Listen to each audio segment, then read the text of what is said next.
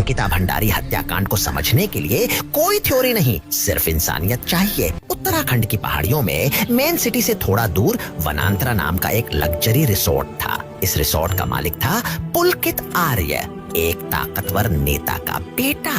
अब कहानी शुरू होती है पौड़ी गढ़वाल की एक 19 साल की लड़की अंकिता भंडारी से। कोई बड़ी पहचान नहीं, अंकिता होटल मैनेजमेंट का कोर्स कर रही थी। पिता की नौकरी चली गई, कोर्स छूट गया और मजबूरी उसे 28 अगस्त 2022 को ऋषिकेश के पास इसी वनांतरा रिसोर्ट तक ले आई और सैलरी सिर्फ 10,000 रुपये महीना दी गई। रिसोर्ट इतना रिमोट था कि अंकिता सिर्फ वहाँ काम नहीं करती थी, वहीं रहती थी, वहीं खाती थी और अपनी सुरक्षा के लिए भी उसी मालिक पर निर्भर थी। यही निर्भरता धीरे धीरे एक जाल बन गई। कुछ ही दिनों में अंकिता को समझ आ गया कि यहाँ कुछ बहुत गलत है। उसने अपने दोस्त पुष्पदीप को व्हाट्सएप पर मैसेज किए। उसने लिखा कि रिसोर्ट में आने वाले वीआईपी गेस्ट्स के लिए उस पर एक्स्ट्रा सर्विस का दबाव बनाया जा रहा है। होटल इंडस्ट्री में एक्स्ट्रा सर्विस एक शब्द नहीं होता, बल्कि ये एक प्रोस्टिट्यूशन के रैकेट का पर्दा होता है।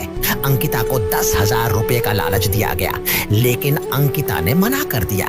एक 19 साल की लड़की सिस्टम के सामने पहाड़ की तरह खड़ी हो गई और यही उसकी सबसे बड़ी गलती बना दी गई। 18 सितंबर 2022 ज्वाइन करने के ठीक एक महीने बाद रात करीब 8:30 पुलकित आर्य अपने 2 मैनेजर्स के साथ अंकिता को बात करने के बहाने बाहर लेकर गया और उसका रेप किया गया। उन्हें डर था कि अगर अंकिता ने बाहर जाकर बोल दिया तो सब बेनकाब हो जाएगा और फिर सत्ता ने वही किया जो वो अक्सर करती है। अंकिता भंडारी को चिल्ला कैनाल में धक्का दे दिया गया। एक लड़की जो अपनी इज्जत के लिए खड़ी रही, उसे नहर में डुबोकर खामोश कर दिया गया। सवाल ये नहीं है कि अंकिता के साथ क्या हुआ, सवाल ये है कि अगर वो किसी ताकतवर की बेटी होती तो क्या कहानी यही होती। और असली सवाल ये है, क्या हम इसे भूल जाने देंगे या हर बार याद दिलाएंगे कि इंसाफ भी एक जिम्मेदारी है।